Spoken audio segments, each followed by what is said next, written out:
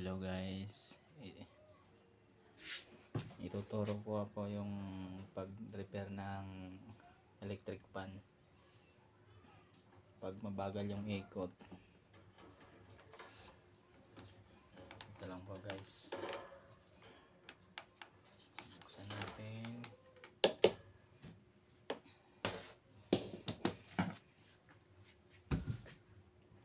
Tapos i-check natin guys kung matigas yung pan nya, kung matigas ba ikutin o hindi.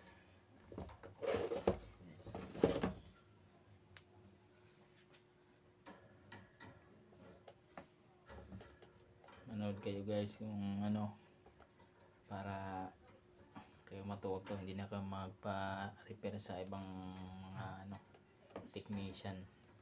Madali lang to guys.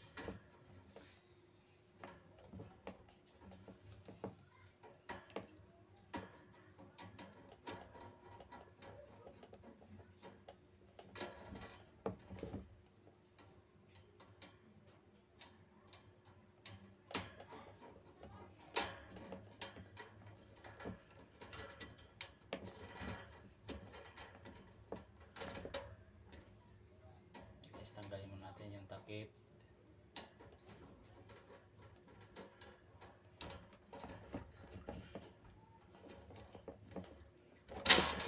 Parang ayaw guys. Siyempre unang-una ikutin mo natin yung hélice kung matigas ba. Tulad ito medyo matigas. Tapos check natin din guys yung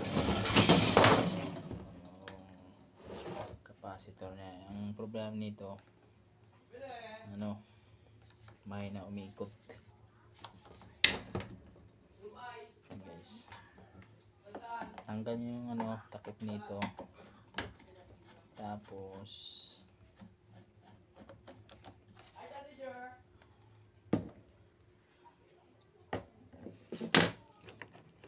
pakita ko guys, ito yung capacitor nya. Capacitor nya is ilang microfarad.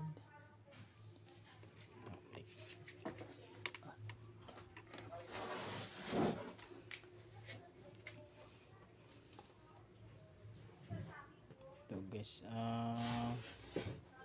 capacitor nya is 1.5